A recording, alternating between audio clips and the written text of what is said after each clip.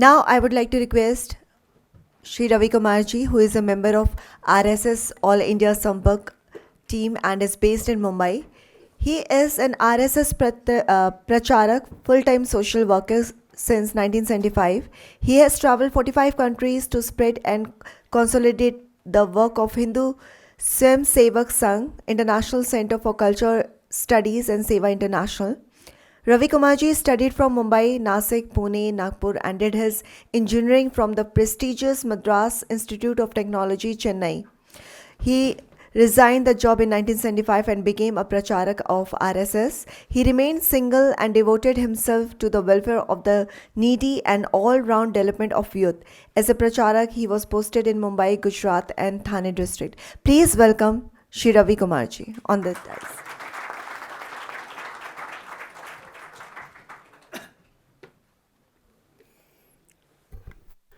मंच पर आसीन महानुभावों, सामने उपस्थित विद्वत गणों, मैं आप सबको नमन करता हूँ।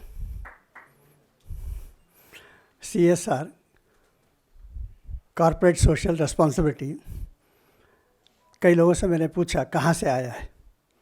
साधारणतः सब लोग कहेंगे कि अमेरिका से आया है। अमेरिका में कहाँ से आया है? नहीं, ये तो अमेरिका का ही देन है। मेलिंडा गेट्स फाउंडेशन को देखो, रॉकफेलर फाउंडेशन देखो, अगर उदाहरण देते हैं, ठीक है, वो कहाँ अमेरिका में, ये कहाँ से शुरू हुआ? आज से 120 साल पहले की घटना है। अमेरिका का एजुकेशन कैपिटल बॉस्टन है, इंडस्ट्रियल कैपिटल डेट्रॉइट है, लेकिन फाइनेंशियल कैपिटल शिकागो है। और सारे कॉरपोरेट ऑफिसर्स के ओनर्स जो है वो तो उनके फैक्ट्री होंगे डेट्रॉइट में, लेकिन ओनर्स रहते हैं शिकागो में। शिकागो में एक लेडी थी, वहाँ रही, पैसे वालों की क्लब रहती है, उसमें एक मेंबर थी वो। और उस क्लब में आने वाले बड़े बड़े लोगों से कहती थी कि मेरे घर में एक विजिटर आया है, आप लोग आकर को मिलिए, इस ग्रेट पर्सन, आप मिलेंगे तो आपको अच्छा लगेगा। तो बहुत सारे लोग आकर गए। वहाँ एक व्यक्ति था जिसका नाम है जॉन रॉकफेलर। उन दिनों में he was number 1 in the world. $300 million का वो संपत्ति उसके पास थी। और उसने कहा कि देखो मैडम, मेरे पास इसके लिए समय नहीं है। मैं सुबह का ब्रेकफास्ट शिकागो में करता हूँ, तो दोपहर का लंच मैं न्यूयॉर्क में करता हूँ, रात के डिनर के लिए मैं लंदन जाता हूँ, और अगले दिन का ब्रेकफास्ट मैं सिडनी में करता हूँ। मेरे पास कहाँ टाइम है इसको मिलना उसको मिलना, और मेरा शौक़ नहीं है लोगों से मिलना। फिर भी बताया कि नहीं, it will make a big difference in your life. आप भले पैसा कमाते जाओ, लेकिन आप उनसे मिलेंगे तो आपको एक याद रहेगा कि यू हैव डन समथिंग। तो फिर उसने घर में आया, उसने बताया भाई मेरे जितने भी मित्र हैं सब आकर गए, but mister John has not come. तो जो विजिटर था उन्होंने बोला कि कोई चिंता नहीं, भगवान ने चाहा तो वो भी आ जाएगा, मिलेंगे। अचानक एक दिन जॉन उनके घर में आ गया। आज मेरे पास 5 मिनट समय है, क्या मैं उनसे मिल सकता हूँ? बोले कि इसने अंदर जाके देखा तो वो कुछ पढ़ाई कर रहे थे, कुछ लिख रहे थे। तो उनको बताया कि मिस्टर जॉन हैज़ कम। बोले कि ठीक है, भेज दो। तो जॉन उनके कमरे में गया। कमरा तो खुला रहता है, लेकिन वहाँ एक शिष्टाचार होता है कि आप पहले नॉक करते हो, फिर वो कहता है कि यस प्लीज़ कम इन, तब अंदर जाते हो। भले एवरीथिंग इज़ विजिबल, तो भी एक वहाँ की एक कल्चर है। तो इसलिए इन्होंने नॉक किया जॉन ने। वहाँ के जो व्यक्ति थे वो बैठ कर लिख रहे थे, उनको ये कल्चर मालूम नहीं था। तो थोड़ी देर के बाद जॉन को बहुत गुस्सा आ गया, सीधा उनके पास गया, बोला कि you will feel sorry for this. मैं तुम्हारे लिए 5 मिनट लेके आया और तुम मुझे प्लीज़ कम इन भी नहीं किया, वेलकम नहीं किया, तो you will feel sorry for this. तब उन्होंने कहता है मिस्टर जॉन, तुम इतने अकड़ करके ये क्यों बोलते हो? इसलिए बोलते हो कि तुम्हारे पास पैसा बहुत है। इतना याद रखना कि ये जो पैसा तुम्हारे पास है वो तुम्हारा नहीं है। The creator is only one, you have not created wealth. The creator is only one, जो पैसा इनके जेब में, इनके जेब में, इनके जेब में था, you are intelligent enough to bring it, get it into your pocket, but remember this money does not belong to you. वो आदमी तो इतना आग बबूला हो गया, आज तक मुझे किसी ने एडवाइस नहीं दिया, ये कौन होता है मुझे बताने वाला। घर से निकल गया, इतने में शायद वो चाय भी लेते आई होगी, तो he didn't care for that. लेकिन 15 दिन के बाद फिर से उसको लगा कि नहीं, आई शुड मीट हिम। वो वापस आया इसके पास और उनको बताया कि I want to meet him. तो उसने बोलता है तुम दोनों तो एक दूसरे मिल चुके हो, सीधा चले जाओ उसके कमरे में। तो उसके कमरे में गया, फिर से उसने नॉक किया। ये व्यक्ति तो बैठकर जो लिख रहे थे वो लिख रहे थे, इधर ध्यान नहीं दिया। उनको मालूम था कि ही इज़ वेरी स्टबर्न, नहीं मिलेगा। सीधा उनके पास गया, एक बहुत बड़ा रोल था उनके पास, पेपर उनके सामने दिया, you should thank me for this. तो उन्होंने उसको देखा, Rockefeller Foundation, $150 million to be donated. उनकी आयु थी 300 मिलियन, 50% दे रहा है। स्टूडेंट्स के लिए इतना, लाइब्रेरी के इतना, हॉस्पिटल्स के लिए इतना, ऐसे उसने अलग अलग वर्टिकल बता कर मैं ये देने वाला हूँ, देने वाला हूँ, देने वाला हूँ लिखा था। और फिर बताया mister you must thank me for this. तो उन्होंने उसे हंसते हुए देखा, the idea is given by me to you, so you should thank me for this. अब कैन यू टेल मी कौन थे वो दो लोग? द कॉरपोरेट सोशल रिस्पॉन्सिबिलिटी जो शुरू हुआ, उसके जनक का नाम कोई बता सकता है क्या?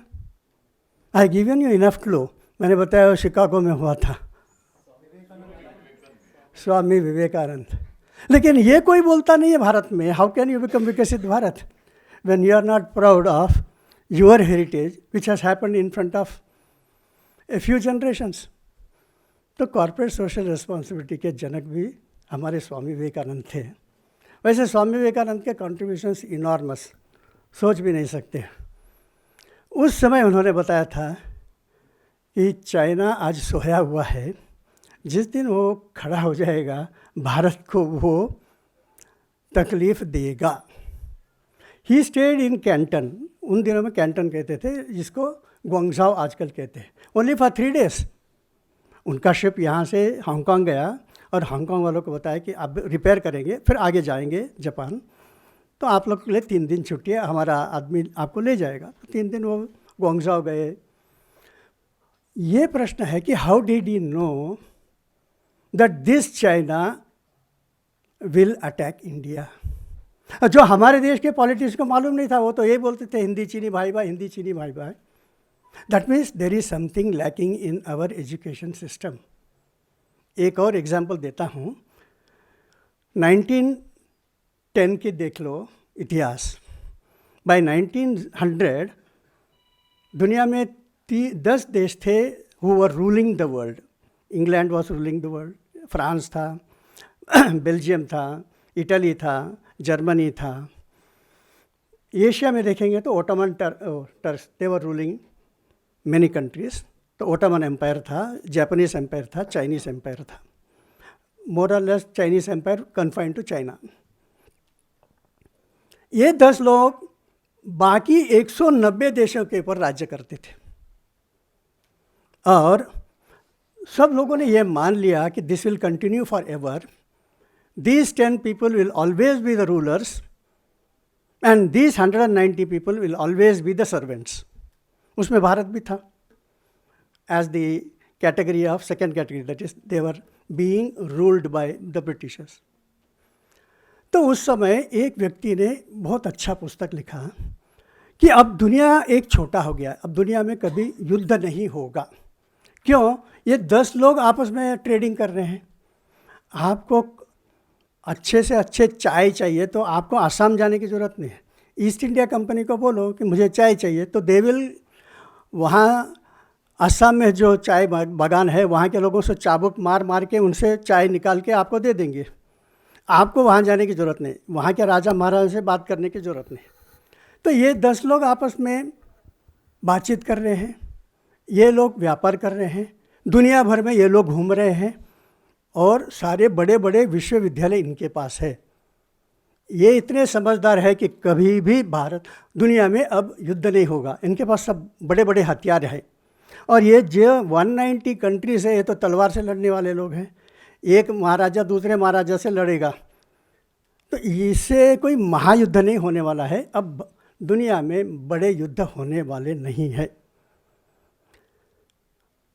उस समय एक भारतीय ने बताया, the whole world is on the cusp of a catastrophic war. मनुष्य जाति ने देखा ही नहीं ऐसा एक बहुत बड़ा युद्ध होने वाला है। ये अभी से मैं सावधानी देता हूँ। अब एक और इसने इतने लॉजिकली एक पुस्तक लिखा है कि युद्ध कभी नहीं होगा, और दूसरा एक आदमी पागल जैसे बोल रहा है कि युद्ध होगा। अब आप आज बताइए, 1910 में जो दो लोगों ने दो बातें बताई, first one says no war, second one says there will be a catastrophic war. आज बताइए हु वाज राइट? हाँ, द सेकेंड पर्सन। उसका नाम तक इतिहास में नहीं है। और जो फर्स्ट बताया कि these are the reasons why there will be no war, got a Nobel prize. अब बताइए वेयर आर वी गोइंग? तो that Indian who told predicted there will be a catastrophic war, हम देखते हैं 1939 में या 1914 में शुरू हुआ प्रथम, जिसको कहते हैं प्रथम नाट विश्व युद्ध, इट इज़ ओनली यूरोपियन युद्ध, और वो कंटिन्यू हुआ 1945 तक। उसको बीच में आपने एक इंटरवल दे दिया। जब भी पिक्चर देखते हो तो बीच में एक मध्यांतर होता है, तो ये पिक्चर तो एक ही होता है, तो युद्ध तो एक ही था। एक इंटरवल के बाद 10 करोड़ यूरोप के लोग मरे, बिना कारण 1 लाख हमारे लोग भी मरे उस युद्ध में। और भारत के बिना तो ये इंग्लैंड हो अमेरिका हो, कोई युद्ध जीत नहीं सकता था। हमारे सैनिकों ने ही उसको जीत दिलाया। Anyway, who was that Indian who said this, there will be a catastrophic war when nobody could see the signs of war in 1910? उनका नाम है योगी अरविंद। अब ये मुझे प्रश्न पूछना निकलता है कि what is it that made these people see the future as clearly as daylight? What is that education they had? And that education is called Vedanta. The more you study Vedanta, the more you will be able to predict the future. वेदांत के detail में मैं नहीं जाता हूँ, लेकिन जब तक ये स्कूल कॉलेज में नहीं सिखाया जाएगा हमारी एजुकेशन अधूरा रहेगा। अगर आपको विकसित भारत वहाँ तक पहुँचना है तो our country must be the centre of world education. आज विदेशी लोग, बहुत सारे लोग आते हैं तो हरिद्वार में आते हैं, आज वो लोग आते हैं तो नीम करोली बाबा के पास आते हैं। उसमें से एक जो आया था जिसने दुनिया को बदल डाला, जिसका एक इंस्ट्रूमेंट हम सब लोग, अधिकांश लोगों के पास है, वो कौन था? वो Steve jobs.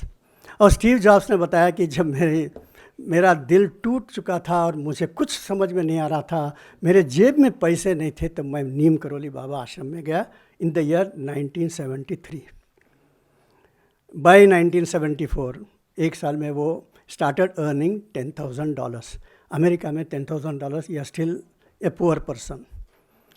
In another 1 year he became $100,000, something respectable. और उसके बाद उसका तो $multi-million बन गया। तब उसने एक पुस्तक लिखा कि जीवन में चढ़ उतार आते हैं, जब भी तुम्हारे जीवन में कोई संकट आएगा तो सीधा नीम करोली बाबा के पास चले जाना। The only place in the world for shraddha is Bharat. उसके बिना you will never be able to succeed. कई सालों के बाद मार्क जुकरबर्ग, वो संकट में आया था, तो उन्होंने स्टीव जॉब्स को पूछा कि भाई साहब मैं क्या करूं? कुछ नहीं, सोचो ही मत, सीधा चले जाओ। तो वो उत्तराखंड में जो नीम करोली बाबा का आश्रम है वहाँ चले गए, कैंची धाम कहते हैं। आप लोग में से कितने लोग गए उधर? कई लोग गए। तब फिर उसने बाद में आने के बाद at the age of 23 he became the youngest multi-billionaire in the world. फिर जब नरेंद्र मोदी जी उसको मिले थे तब उसने बताया कि मुझे वहाँ से स्टीव जॉब्स ने बताया, और मैं आपको बताता हूँ कि आपके जीवन में कोई संकट आएगा तो आप नीम करोली बाबा के आश्रम में जाओगे क्या? तब नरेंद्र मोदी जी ने शायद कहा होगा कि बचपन से ही हमें संस्कार है कि साधु संतों को हम प्रणाम करते हैं, उनको जहाँ भी मिलते हैं तो उनसे आशीर्वाद लेते हैं। आज मैं यहाँ तक पहुँचा तो वो भी किसी बड़े लोगों के आशीर्वाद से ही है। तो हमारे लिए devotion is not a new thing, Shraddha is not a new thing, but thank you very much. तो उन्होंने बताया था। तो ये है कि भारत हमेशा ही दुनिया को कुछ न कुछ देते रहा है। अब किसने पूछा है कि भारत विकसित हो गया है क्या?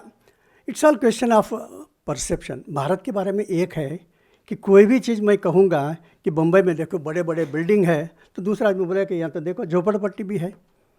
Diametrically opposite thing also becomes true in case of India.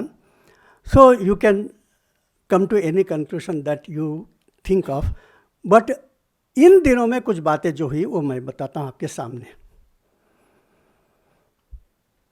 Joe Biden और प्रधानमंत्री नरेंद्र मोदी जापान में क्वाड मीटिंग में मिले थे। क्वाड में 4 लोग होते हैं, ऑस्ट्रेलिया, इंडिया, जापान, अमेरिका। तो वहाँ जो बिडेन ने बताया कि 2 महीने के बाद तुम मेरे अमेरिका में आने वाले हो। उस समय मैं तुम्हें एक डिनर देने वाला था, लेकिन उसके लिए इतने सारे एप्लीकेशंस आ गए, मुझे भी उसमें बुलाओ, मुझे भी बुलाओ।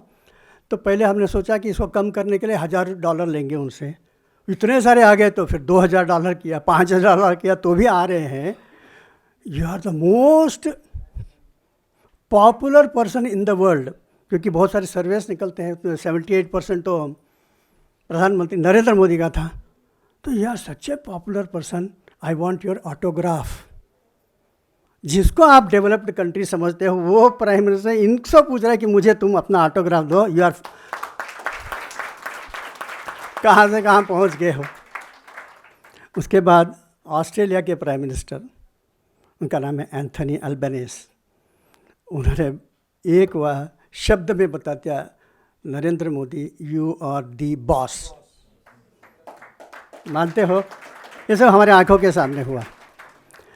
उसके बाद वे पहुँचे एक पापा न्यू गिनिया, एक देश है just below the equator, on the way to Australia आता है। पापा न्यू गिनिया का जो प्राइम मिनिस्टर थे जेम्स मरापे, इनके स्वागत में 2-3 जो नॉर्मल नियम है उन सबको उन्होंने तोड़ डाला। मालूम है क्या तोड़ा उन्होंने? फैंटास्टिक। रात के समय में भी मिलिट्री को खड़ा किया, बोला है कि साधारण वो नियम नहीं है, कोई रात को आता है तो prime minister never goes to receive him at the airport, और दूसरा है कि military band to receive will not be there. लेकिन उन्होंने बोला कि नहीं, they will wait for him, तो उन्होंने बैंड से वेलकम किया। लेकिन उससे भी पहले जैसे प्रधानमंत्री एयरपोर्ट से नीचे उतर रहे थे तो ये ऊपर गए और सीधा उनको, आप सब लोगों ने देखा होगा, पैर छूकर नमस्कार किया। अब ये कोई क्रिश्चियनिटी में या पापा न्यू गिनी में ऐसा कोई संस्कार नहीं होता है कि किसी के पैर छूना, लेकिन जैसे ही इन्होंने उनका पैर छुआ तो बाद में तो पत्रकारों का तो काम ही है कुछ ना कुछ उखाड़ते रहना कि why did you do this, you are not an Indian and what he has to do with you. ये सब विजिटर अमेरिका के प्रेसिडेंट के लिए नहीं करते हो, किसी के लिए नहीं करते, इनके लिए क्यों करते हो? तब उन्होंने बताया कि देखिए, भारत से जो भी आता है वो मेरे लिए मेहमान नहीं है, अतिथि नहीं है। भारत विश्व गुरु है, विश्व गुरु था, विश्व गुरु है, विश्व गुरु रहेगा। वहाँ से आने वाला हर व्यक्ति मेरे लिए गुरु है, इसलिए मैंने उनका किया। It's not a small thing. उसके लिए क्यों ऐसा किया होगा, आप ज़रा सोचिए। जब कोरोना आया, देखिए कोरोना के संदर्भ में बताते हैं ना, 2020 में चाइना ने एक भेंट, एक उपहार दुनिया भर को दिया। क्या दिया? Corona virus. उस समय सारी दुनिया चाहती थी इसके लिए हाइड्रोक्सीक्लोरोक्विन, क्योंकि जो मरीज है उसको ये देना जरूरी है। तो हमने अपना सारा प्रोडक्शन, बाकी सारे आइटम को बंद करके hydroxychloroquine for the benefit of the world बनाया। अमेरिका पूछ रहा है हमको दो, इजराइल पूछ रहा है हमको दो, सारे विकसित देश जिसको समझते वो हमारे पीछे लाइन में खड़े थे कि हमको हाइड्रोक्सीक्लोरोक्विन दे। हमने सबको दिया, मोर देन 100 कंट्रीज। और फिर बाद में 1 साल के अंदर हमारे लोगों ने, हमारे साइंटिस्ट ने, हमारे वैज्ञानिकों ने इसका वैक्सीन भी निकाला, जिसे कोवैक्सीन कहते हैं।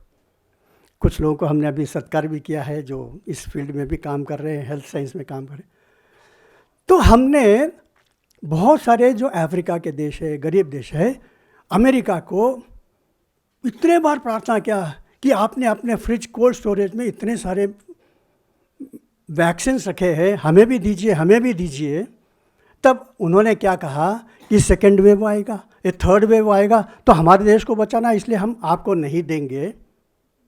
लेकिन भारत इतना बड़ा देश, you can say about 1/7 of the world population, फिर भी उसने अपने देश को भी बचाना है और हमारे लिए भी उन्होंने लाकर दिया। कुछ देशों से पैसा लिया, कुछ देशों से आधा पैसा लिया, कुछ देशों से मुफ्त में दिया। कौन हमारे मदद के लिए आता है? जिसको तुम समझते हो विकसित वो है या ये विकसित है? हम दिल से भी विकसित है, हमने दिया, इसलिए ये हमारे लिए गुरु है।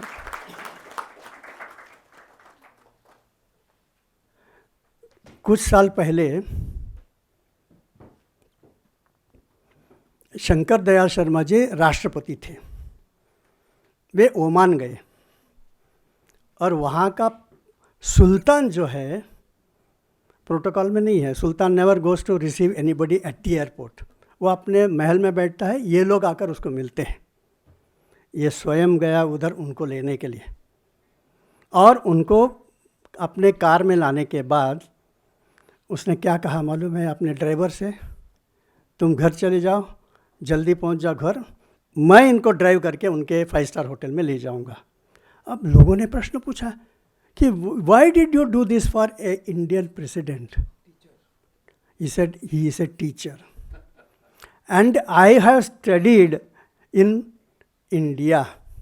इंडिया में संस्कार ये है कि टीचर इज रिस्पेक्टेड, मातृदेवो भव, पितृदेवो भव, आचार्य देवो भव। तो उस भारत से आए हुए एक प्रोफेसर को मेरा ड्राइवर नहीं, मैं चलाऊंगा। ये सब जो है दुनिया में हो रहा है। तो नॉट आइसोलेटेड एग्जाम्पल्स, मल्टीप्लाई हो रहा है। अबू धाबी में इतना बड़ा मंदिर, जब वहाँ के सुल्तान ने बताया कि क्या किस प्रकार से मंदिर बना, हमको डिज़ाइन दिखाओ, तो हमने 5-6 प्रकार के डिज़ाइन दिखाए। एक छोटा सा कमरा रहेगा, उसके अंदर रहेगा, इतने बड़े बिल्डिंग के अंदर एक कमरे में एक मंदिर होगा। तो उन्होंने ऐसे छोटे छोटे छोटे निकाल दिया। जो सबसे बड़ा बनेगा, दुनिया का 1 नंबर बनेगा, वो मेरे यहाँ बनना है, बनाने की क्षमता है, तो आप आइए, नहीं तो मैं ज़मीन नहीं दूंगा। और आप देखेंगे, अभी जाओगे तो इतना बड़ा भव्य मंदिर आया। तो वहाँ का सुल्तान एक बार इंडियन कम्युनिटी के सामने बात करते समय आपने वीडियो देखा होगा, तो तुरंत लोग बोलते थे ये तो फेक न्यूज़ है, ऐसा हुआ ही नहीं है। तो वहाँ जो लोग उपस्थित थे उनसे मैंने कांटेक्ट किया, बोला कि मैं तो मेरे सामने ही, उसने बोला जय श्री राम। सुल्तान जय श्री राम बोलते हुए एक वीडियो आप देख सकते हो। और सुल्तान की बेगम साहिबा अपने सिर पे रामायण लेते हुए आगे जा रही है, और वहाँ मुरारी बापू के चरणों में वो रखती है।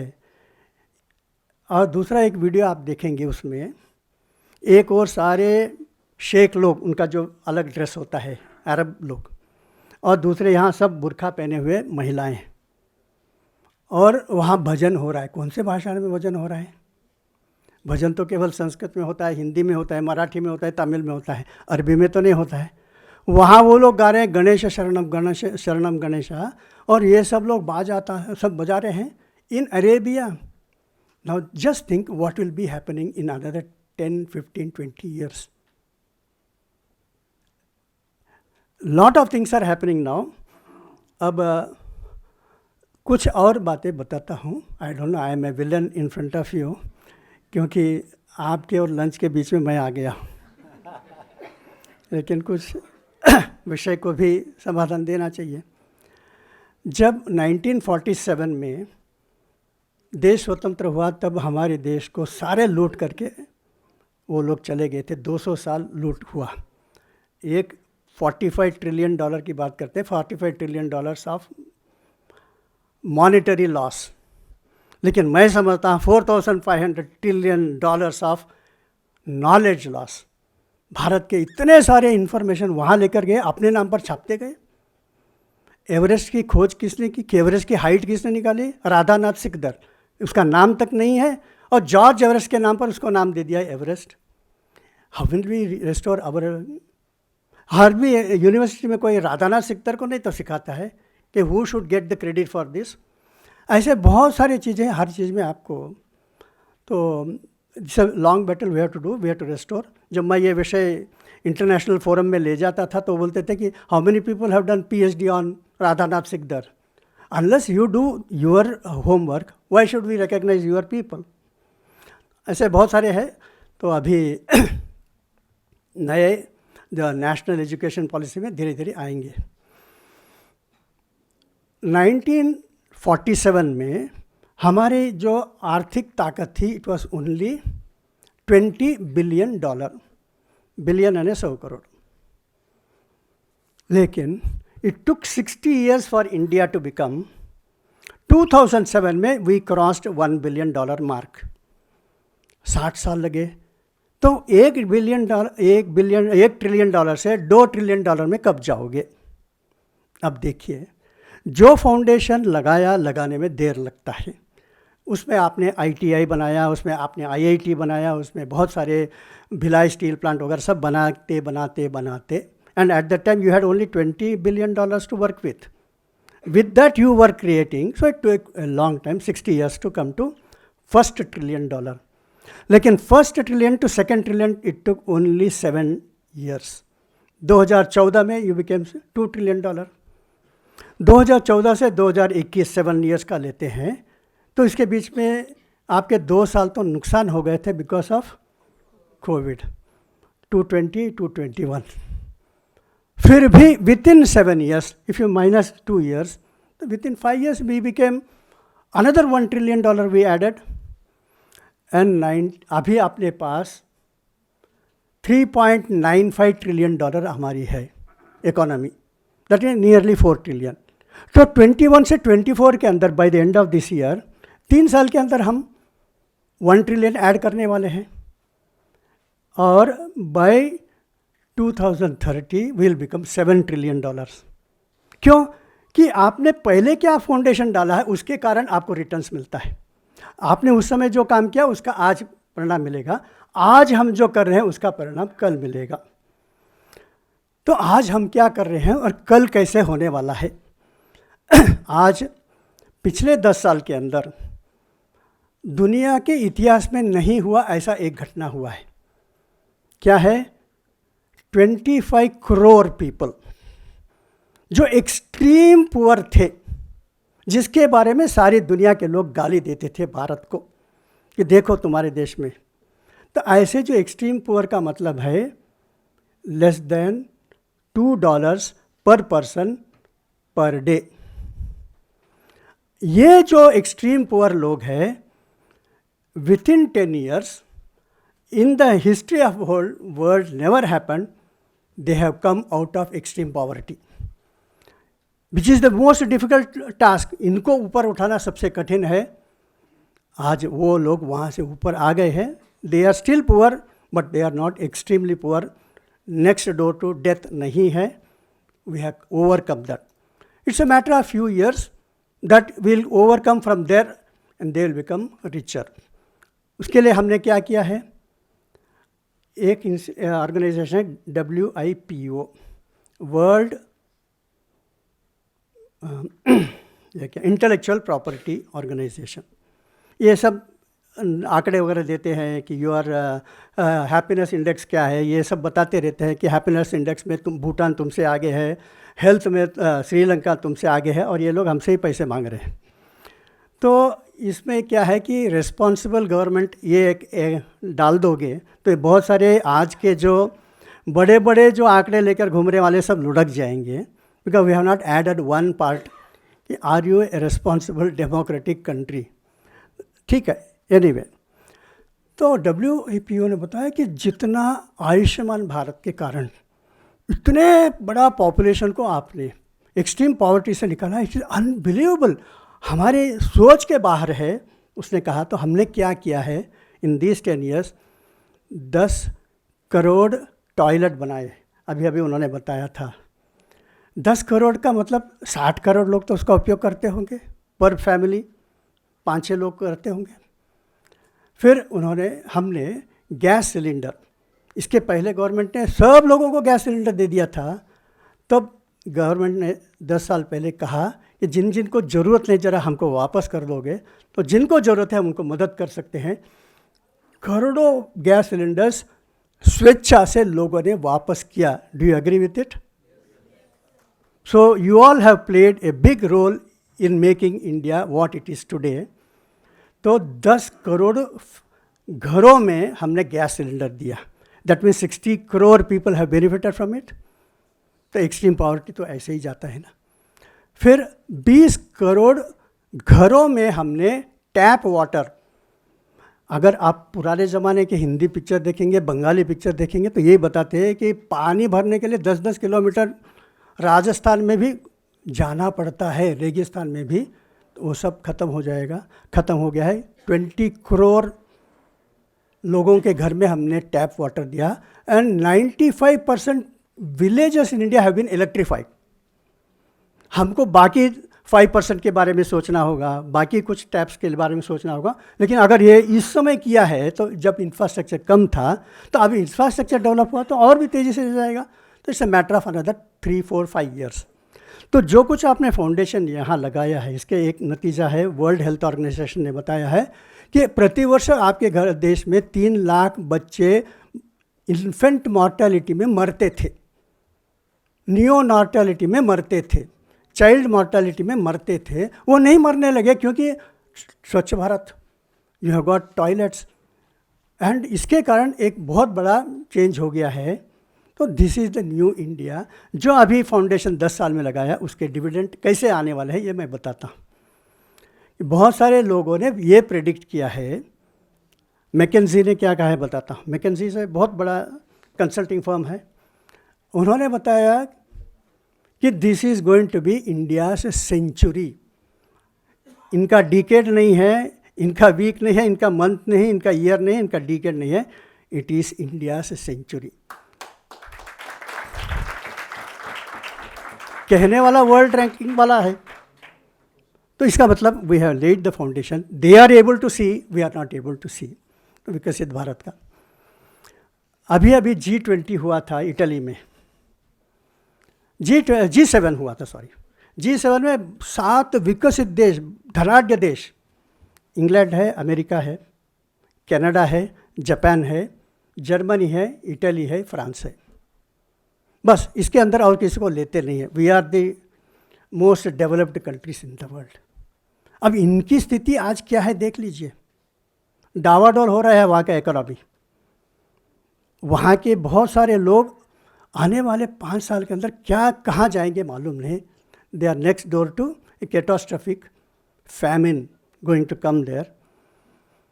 जब कोविड आया था तो बहुत सारे देशों को, नहीं, यूक्रेन का युद्ध हो गया था, तो यूक्रेन एंड रशिया, ये तो wheat basket of the world है।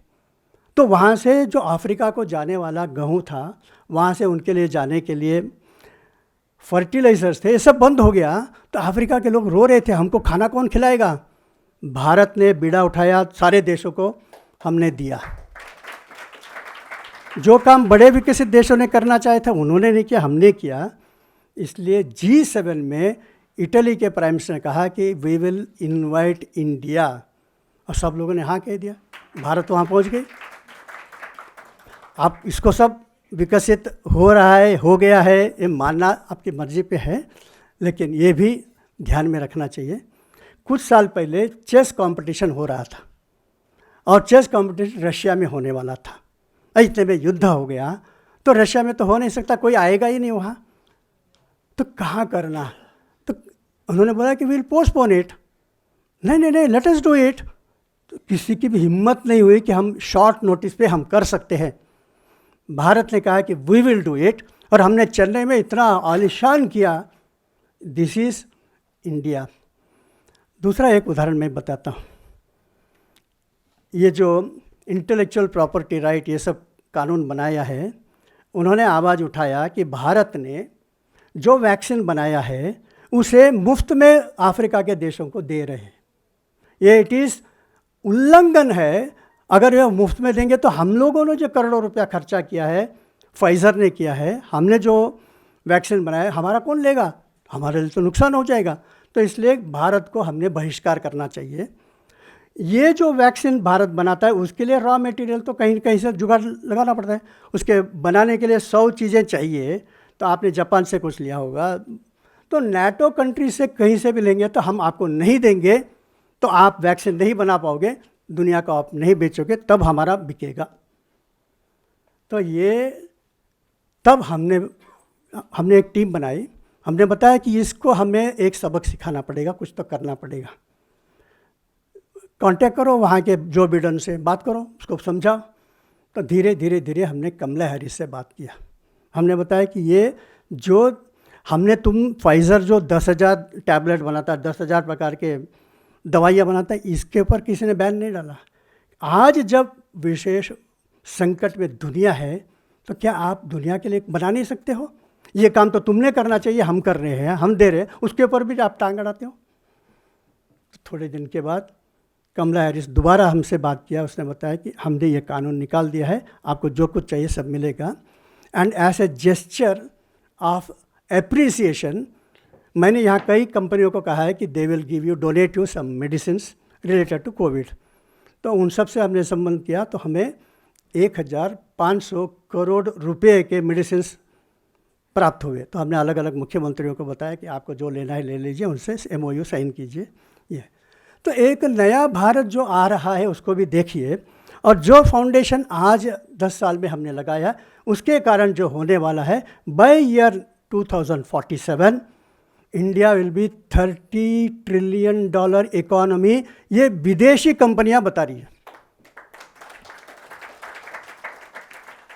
नरेंद्र मोदी की समस्या यह है कि दुनिया भर में 15 देशों में वहाँ के सबसे बड़े जो भारत रत्न अवार्ड है उनको मिल गया है, लेकिन भारत में उसको निंदा करने वाले ज़्यादा है, अप्रिशिएट करने वाले कम है। क्योंकि we are seeing only what has happened, we are not seeing able to see what is in front of you, what is the future. तो future is fantastic for India, except Bharat को नीचे गिराने की ताकतें जो कर रही है वो बांग्लादेश में कुछ करेगी, पाकिस्तान में कुछ करेगी। किसी न किसी प्रकार से भारत को युद्ध में अगर अटका देंगे तो भारत की इकोनॉमी डाउन होगी। तो थोड़ा सोचिए, तो ये सारे संकट आएंगे और दुनिया के सारे लोग आपके खिलाफ करने वाले भी बहुत सारे ताकतें हैं, और उनके षड्यंत्र में हम न फंसते हुए भारत को आगे ले जाना है। और इसमें जैसे मैंने बताया कि हमारी जो संस्कृति की जो ताकतें हैं, नीम करोली बाबा है, हरिद्वार है, ऋषिकेश है, हमारा योग है, इन सब को हम आगे कैसे ले जा सकते हैं। तो हमारे पास 3 बड़ी चीज़ें हैं। सहयोगी, संयोगी, सम यानी संस्कृत, यो यानी योग, गी यानी गीता। इनके 3 उदाहरण लेकर मैं ख़त्म करता हूँ। 2007 में अब्दुल कलाम जी गए थे ग्रीस, अलेक्जेंडर वहाँ से आया था। उससे भी पहले अरेबिया से सेमिरामिस 700 BC में भारत के ऊपर आक्रमण कर रही थी, लेकिन घोर पराजय होकर वापस गई। वैसे ही अलेक्जेंडर भी वापस गया। लेकिन अभी का जो ग्रीस का प्रेसिडेंट है, इनका स्वागत में संस्कृत में 20 मिनट भाषण दिया। अध्यक्ष महोदया स्वागतम यवन देशे। सबको आश्चर्य। डॉक्टर अब्दुल कलाम ने भी कहा कि ये तो हमारी संस्कृत भाषा है, मैं भी नहीं जानता हूँ, आप कैसे जानते हो? तब उनका जो राष्ट्रपति है पेपिलोव, कार्लोस पेपिलोव ने कहा कि जब मैं छोटा था तब हमारे इतिहासकारकों ने बताया कि 2000 साल पहले एक प्राचीन भाषा थी जिसको एंशिएंट ग्रीक लैंग्वेज कहते हैं, जिसमें सॉक्रेटिस हुए, अरिस्टोटल हो गए, प्लेटो हो गए थे। उन समय की जो भाषा थी आज नहीं है, हम लोगों ने उसके ओर ध्यान नहीं दिया। But if you are a patriotic Greek person you must learn that also. तो मैंने संकल्प लिया कि मैं वो प्राचीन भाषा सीखूंगा। सीखने के लिए कहाँ जाना है? जर्मनी गया। तो जर्मनी के प्रोफेसर ने बताया कि तुम जो सीख रहे हो वो अच्छी बात है, लेकिन इससे तुम्हारा रोजी रोटी नहीं मिलेगा, इसलिए क्यों सीखते हो? इसे I am a patriotic Greek, Therefore, I want to learn. It is the mother of all the European languages. तब वो जर्मन स्कॉलर ने बताया कि Greek is the mother of all European languages, but do you know the mother of Greek? इसकी भी एक माँ है. Yes, and that is Sanskrit. वो जब तक नहीं पढ़ोगे you will not understand what Greek is. So finally ended up I learn both the languages. आज यूरोप के सामने सबसे बड़ी समस्या ये है कि who are we. They don't know who are we. England यानी कौन है हम? 1000 साल पहले कौन थे? उसके पहले कौन थे? कहाँ थे हम लोग? क्योंकि ये आधा इतिहास पढ़ाते, बाकी नहीं पढ़ाते. क्योंकि जो चर्च पढ़ाना चाहती है उतना ही पढ़ाते हैं. आज वहाँ सोक्रेटिस और अरिस्टोटल को भूल गए हैं. इसलिए अब धीरे धीरे they are trying to rebuild their history. We want to know our ancient heritage. और जितना और निकालेंगे तो उनको ध्यान में आएगा कि इन सब लोगों के पीछे, हम मैथ्स में किसका नाम सुनते हैं? Pythagoras. But where did Pythagoras learn? He learned it from India. तो ये at the base of their civilisation remains an Indian civilisation. ये मालूम होना चाहिए. द ग्रेट पर्शियन एम्पायर, लेकिन पर्शिया में जो पारसी रिलीजन आने के पहले वहाँ जो रिलीजन था उसको मित्राइज़म कहते हैं. That Mithraism is nothing but Hinduism. लेकिन इसके बारे में हमें कुछ भी नहीं मालूम. तो how are you going to become the leaders of the world? केवल डॉलर कमाने से नहीं होगा. तो विकसित भारत में culture plays a very important role. Innovations, institutions, infrastructure, individuals and inspirations. ये 5 से कोई भी देश महान बनता है. और इंस्पिरेशंस आपको मिलता है कल्चर से. कल्चर के लिए एक है कि जब देश स्वतंत्र हुआ तो अंग्रेज़ों ने कहा, जिसको पाकिस्तान अलग किया, भारत अलग किया और 570 रियासतों को अलग किया. Can you tell me one example in the world? ये 570 जो राजा महाराजा थे, उनके पास उनकी सेना थी, उनके पास उनका एडमिनिस्ट्रेटिव सिस्टम था, उनके पास अपने रेवेन्यू सिस्टम था. फिर भी ये बड़े बड़े राजा महाराजा भी साइन करके भारत के अंदर ही विलीन किया. इनको क्या मिला? कुछ नहीं मिला. They became part of Indian. वरना मुझे बम्बई से आने के बीच में 10 जगह पर वीसा लेना पड़ता है. एक व्यक्ति जिसने ये सारे लोगों से सिग्नेचर लाया था, वो कौन था? वो हाँ, no. The person who made this happen is V.P. Menon. He was the personal secretary of Sardar Patel. वो सबके पास गया था सिग्नेचर दो, लेकिन कोई देने के लिए तो तैयार नहीं. मुझे क्या मिलेगा, मुझे क्या क्या मिलेगा पूछते हैं ना. तो साम दान भेद दंड से उसने लाया. The biggest factor was culture. And therefore this is the only country in the world that can teach the world what is pluralism. Germany एक हो गया, ईस्ट एंड वेस्ट. क्यों? एक भाषा. और जर्मनी और फ्रांस लगे हुए हैं, they can not become one. इतना छोटा सा स्पेन, सॉरी छोटा ही है, उससे भी बहुत छोटा है पोर्चुगल. दोनों क्रिश्चियन है, दोनों कैथोलिक है, दोनों रोमन कैथोलिक है. They can not become one because यहाँ पोर्चुगीज लैंग्वेज है, यहाँ स्पेनिश लैंग्वेज है. भारत के अंदर 100 लैंग्वेजेस. और फिर भी हम एक देश है. भारत के लोग यहाँ से वहाँ जाते हैं, वहाँ से यहाँ आते हैं. What a great thing. आपसे एक छोटी सी रिक्वेस्ट है. We are living in an age after 2007. 2007 में 4 यूनिवर्सिटी खुले थे दुनिया में. एक है व्हाट्सएप यूनिवर्सिटी, एक है ट्विटर यूनिवर्सिटी, फेसबुक यूनिवर्सिटी, और दूसरा है यूट्यूब यूनिवर्सिटी. इसके पहले एक यूनिवर्सिटी बन चुका था 2000 में, वो है गूगल. आज अगर आप जो भी प्रश्न गूगल को पूछेंगे, आप जो भी प्रश्न यूट्यूब को पूछेंगे, they can give you better answers than any one of us. इतना इंटरकनेक्टेड वर्ल्ड, इतना टेक्नोलॉजिकल वर्ल्ड में are we using this properly? हमें किसी से बात करना है, कम्युनिकेट करना है, इसका उपयोग करते हैं. दूसरा, हमें क्रिकेट में क्या हुआ, हमारे आज न्यूज़ में क्या हुआ, किसने क्या भाषण दिया, ये सब इसमें से इंफॉर्मेशन मिल जाता है। दूसरा है एंटरटेनमेंट, इसके अंदर हम म्यूज़िक सुनते हैं या इसके अंदर हम लोग ताश पत्ते खेलते हैं, फ़ाइन। लेकिन इसके एक और चीज़ है जिसके ओर ध्यान कम जाता है, जितना वो बढ़ेगा देश बहुत तेज़ी से जाएगा, वो है रिसर्च। इसको आप उपयोग करेंगे, गूगल में प्रश्न पूछेंगे, यूट्यूब में प्रश्न पूछेंगे, it will give you the right answer. Try to develop the art of asking questions. तो इसके कारण मैंने एक पुस्तक लिखा और मैंने मनोहर पर्रिकर जी को बताया कि आप आकर इसका उद्घाटन कीजिए। तो उन्होंने मिलिट्री वालों को दिखाया, तो मिलिट्री वालों ने बताया कि ऐसा कोई युद्ध हुआ ही नहीं है, दुनिया में जितने भी बड़े युद्ध हैं वो हम जानते हैं, तो इसलिए आप इस प्रोग्राम में मत जाइए। तो उन्होंने कहा कि Ravi Kumar fake news, I am not coming. ये आपकी मर्जी, मत आइए। लेकिन इजराइल में ये युद्ध हुआ था, भारतीय लोगों ने इजराइल में ओटोमन एम्पायर को ख़त्म किया और इजराइल नाम का एक देश का निर्माण किया था। इसलिए मैं आपको बोला, कोई चिंता नहीं, इजराइल का एम्बेसडर आ रहा है कि my country was created by Indian soldiers, Bhavnagar के सोल्जर्स, जोधपुर के सोल्जर्स और मैसूर महाराजा के सोल्जर्स, इन्होंने युद्ध लड़ा था। अंग्रेज भाग गए थे, वो नहीं लड़े थे, लेकिन we are eternally indebted to India, वो कह रहा है, उसने ऊपर वेबसाइट में डाला था। तब ये जब पता चला तो वो भागते हुए आए, आई एम कमिंग देयर। और उसके बाद उन्होंने ये जो तीन मूर्ति चौक है उसका नाम भी अभी बदल गया, Teen Murti Haifa Chowk. This I was able to write because internet is available. अब हमारे देश के सामने 1000 समस्याएं हैं, आप इंटरनेट का उपयोग कीजिए। एक समस्या भी आपने ठीक किया होगा तो आपका जीवन कृतक हो गया। मैं जब सिंगापुर में गया था तो मैंने उनको बताया कि 200 years of Singapore is wrong. 1000 साल पहले यहाँ संगनीला उत्तमा ने राज्य किया था और उसने इस देश का नाम Singapore, because he was from Tamil Nadu, Chola राजा था।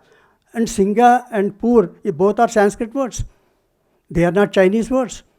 और फिर यहाँ का तुम्हारा इकोनॉमिक प्रॉस्पेरिटी 200 साल पहले जिसने लाया उसका नाम है नारायण पिल्ले।